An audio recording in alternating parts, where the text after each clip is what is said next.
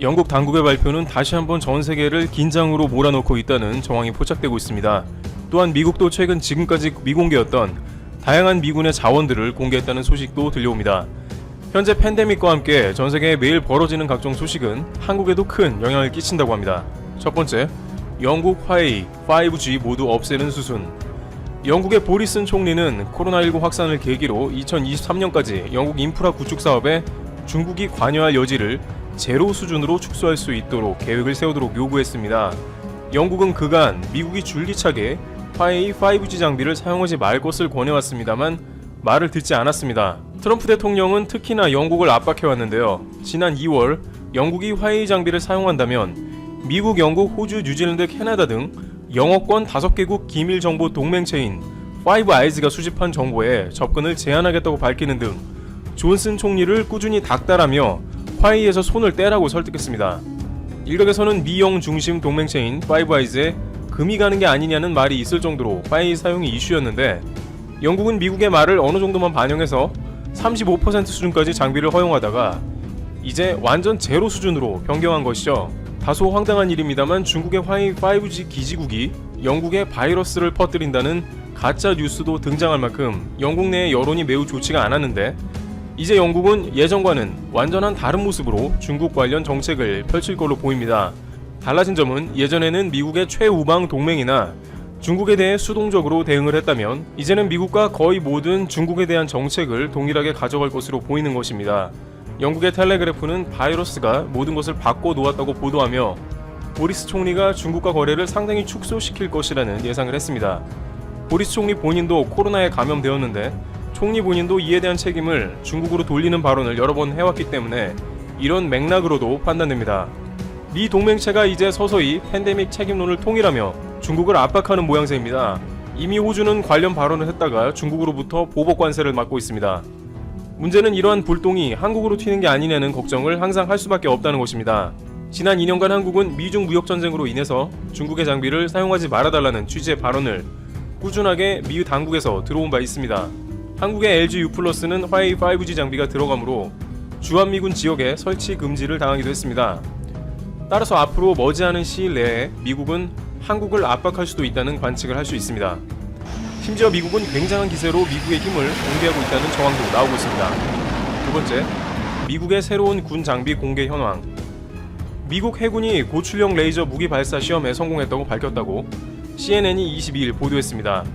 해군은 성명서에서 최초로 고출력 고체 레이저를 시험 발사했으며 드론이나 항공기를 무용지물로 만들 수 있다고 밝혔습니다. 또한 워싱턴 포스트는 미국이 지난 28년 동안 중단됐던 핵실험의 재개를 검토했다는 보도를 했습니다. 그런데 이것은 러시아와 중국에 일종의 경고장을 보낸 모양새라고 전해집니다. 미국은 최근 몇 달간 러시아와 중국이 낮은 수준이긴 하나 핵실험을 진행했다면서 핵보유 국가들 간의 협정을 위반했다고 지적합니다. 따라서 이들에게도 미국도 이러한 실험을 할 수 있다는 의지를 보이며 일종의 경고장을 날린 셈입니다.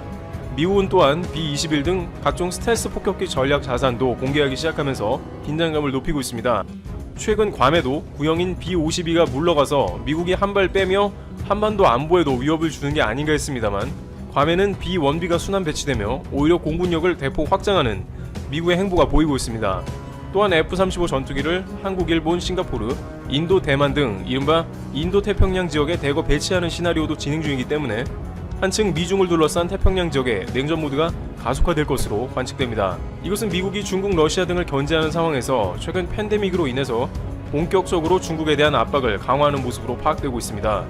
중국도 미국에 대항해서 첨단 군용기인 흥-20을 개발 중입니다만 미국의 전략 무기에는 스텔스 기능이나 엔진 성능 등이 크게 못 미칠 것으로 파악되고 있습니다. 이와 같이 미국은 중국과의 신냉전 시대를 돌입하며 군의 첨단 전략 자산을 공개하는 모습이 이어지며 중국과 러시아에 간접적으로 경고를 보내고 있습니다. 그런데 이런 상황은 한국에 무슨 의미가 있을까요? 세 번째, 속이 타는 한국 산업계. 22일 한국무역협회에 따르면 지난해 전체 수출액 가운데 대중국 수출 비중은 25.1%에 이릅니다. 따라서 산업계는 미국의 이번 조치가 핵심 시장 가운데 하나인 중국에 대한 수출 감소나 미국 투자 압박 등으로 이어지지 않을까 전전긍긍하는 모습입니다. 미국의 압박에 응할 경우 자칫 2017년 사드 사태로 중국의 유통, 관광 산업에 대한 보복이 재현될 수 있다는 것입니다. 게다가 과거 사드의 보복이 유통 관광에 그쳤다면 이번에는 반도체, 자동차, 철강 등 제조업 전반을 겨냥해 파장이 더 클 것이라는 관측이 지배적입니다.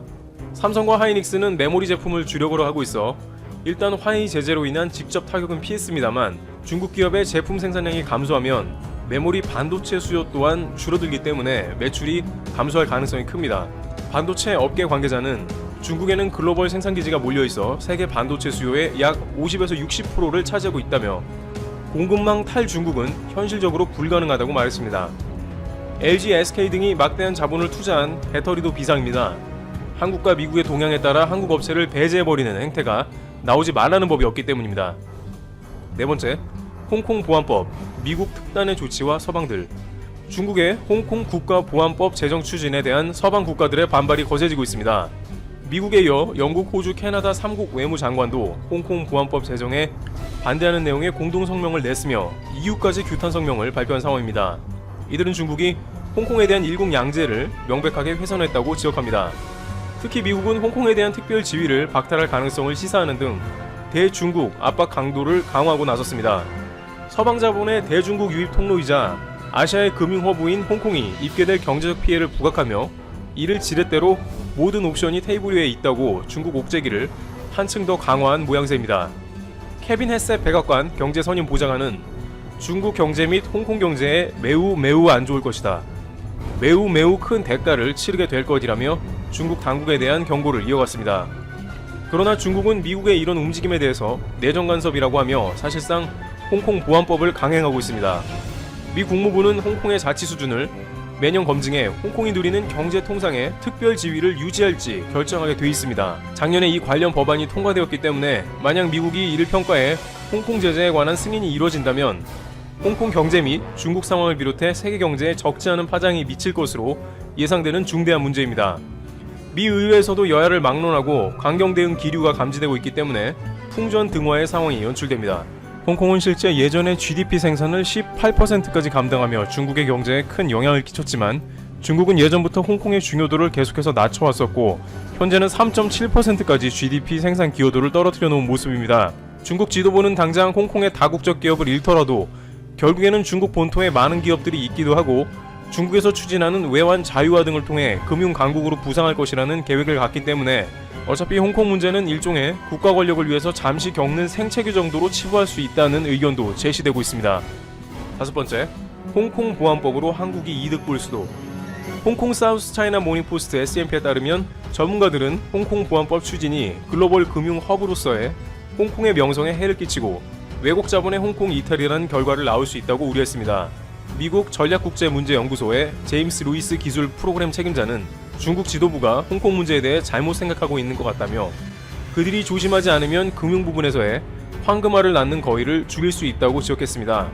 투자은행 BDA 파트너스의 유언 랠리는 기관 투자자와 사모펀드 회사들은 홍콩 대신 이웃 국가들을 고려할 수 있을 것이라며 한국, 싱가포르, 대만, 베트남 등이 모두 혜택을 볼 것이라고 전망했습니다. 그는 홍콩 보안법으로 인해 상당한 재정적, 외교적 비용을 지불해야 할 것으로 보인다면서 미국 달러 대비 홍콩 달러는 이미 약세를 보이고 있으며 홍콩 증시는 타격받을 것이라고 우려했습니다. 그러나 중국 정부는 예전만큼 홍콩이 끼치는 영향력이 크지 않다고 보고 있어 강행될 가능성도 매우 큽니다. 여섯 번째, 중국 센가쿠 열도 탈취 시나리오. 센가쿠 열도를 둘러싼 중국과 일본의 신경전이 이어지는 가운데 중국 해군이 일본 해상 자위대보다 훨씬 우위에 있다는 미국 보고서가 나왔습니다. 중국 측은 센가쿠를 놓고 충돌하는 경우 일본을 어렵지 않게 제압하고 점령할 수 있다는 시나리오까지 작성한 것으로 알려져 일본 방위당국이 촉각을 곤두세웁니다. 최근 미군이 일본 당국이 일본에서 공군 합동훈련 등의 모습을 연출한 것도 중국에 대한 경계로 해석됩니다. 이와 같이 미국은 지금까지 무역전쟁을 하면서 하나씩 모아둔 카드를 일시에 펼쳐 보이는 모습을 보입니다. 역시 가장 큰 이유는 트럼프 대통령의 재선이지만 이번 팬데믹은 그만큼 중국 책임론이 불거져 있고 미 주요 동맹이 연일 미국의 지지를 보내기 때문에 앞으로 시계 제로로 악화될 것으로 관측됩니다. 다만 한국은 미국이 거친 압박으로 다가온다면 대부분의 미중 국가들이 하는 것처럼 전략적으로 모호한 포지션을 취하며 최대한 휘말려들지 않는 방향으로 나갈 것으로 보이고 있습니다.